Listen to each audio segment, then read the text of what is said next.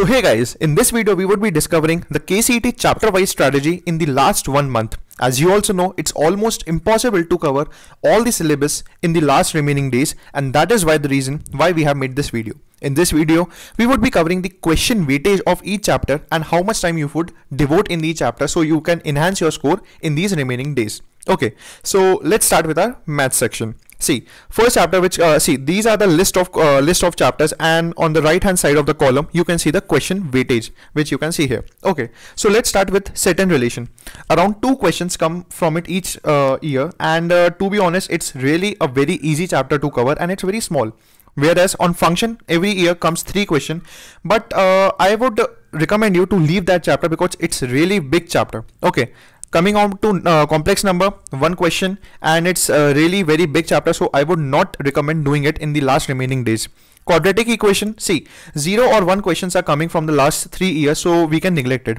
Matrices and determinants, these are the most important chapters of this because every year 4 and 3 questions respectively are coming from this chapter, and to be honest, you also know matrices and determinants are the easiest chapter because if you know certain formulas, you can apply them and you can guess the correct answer. Okay, so that is the reason, and that is basically the advantage of KCET, that the level of questions are not that of JEE Mains or JEE Advanced. So if you're basically knowing the basic concepts or even the formulas, you can do them. And matrices and determinants are some of the easy chapter which you can score a lot of marks.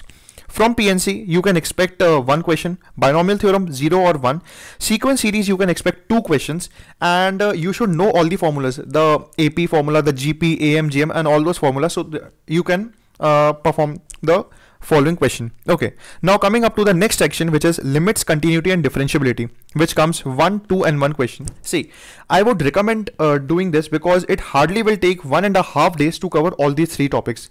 Limit, continuity, and differentiability is to be honest, a easy topic because the questions which are asked in KCET are not that much level. If you are looking into the past previous year question, you can also see that the level of question is not that much, and consistently questions have been coming from these 3 chapters. So you should focus on these.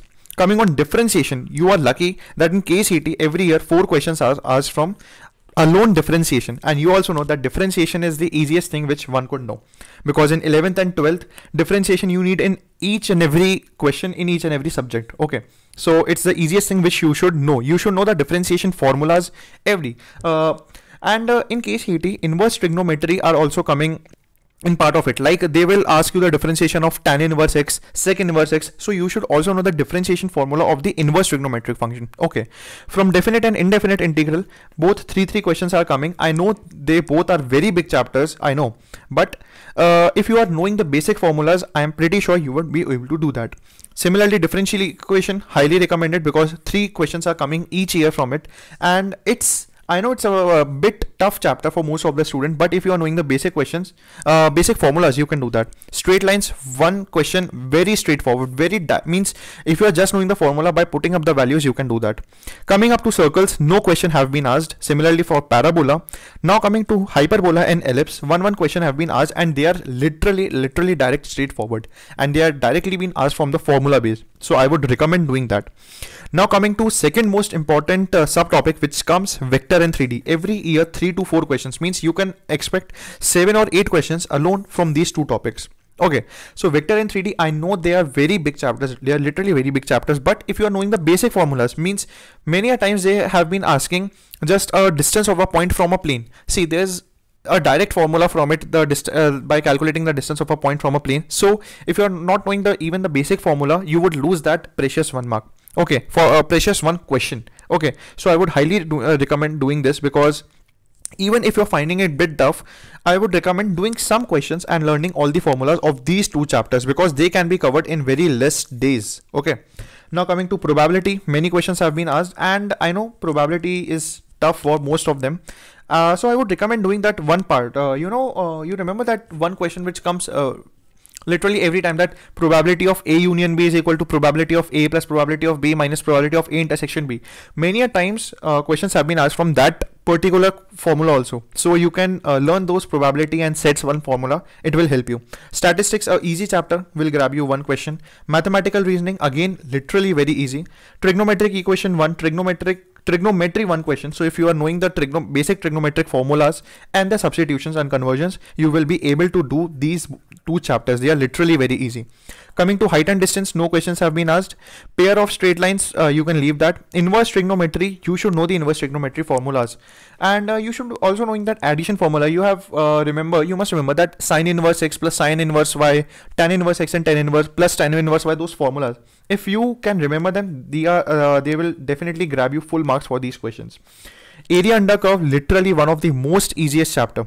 See, why I am recommending these chapters, because they can be prepared in very less time. Literally, if you devote one chapter of these, if you complete one chapter in one day, and similarly 1 chapter for physics, 1 chapter for chemistry, you will not know that how much marks have you increased in these last 30 days. I know it sounds a bit impractical that you will complete 3 chapters in a day, 1 chapter of each subject, but believe me, if you start doing that, it will help you a lot, and you will be able to do that, because I am only targeting the easy chapters from which questions are coming every year. Okay, so now coming to maxima minima, 2 questions. Tangent normal monotonicity, no questions have been generally asked from it. And linear programming. Linear programming is in the 12th NCERT. Okay, linear programming is 12th NCERT, so it's not included in JEE Mains and Advanced, but literally it is one of the most easiest chapter, because you have to just know certain graph and how to draw the lines and all that. Okay, and every year KCET has been asking 2 questions from it. Okay, so now we have covered our maths section. So now that's come to an end of the video. I have discussed each and every weightage of each and every topic, and have told you that how much time will it require you to cover each and every topic. So basically I would recommend you to start doing this. Okay, just don't see the video. After closing the video, start picking up the chapters, each and every topic one at a time, like that. You will complete 1 topic of maths, physics and chemistry each day, and literally it will help you a lot. Okay, so that comes to an end of the video. Goodbye.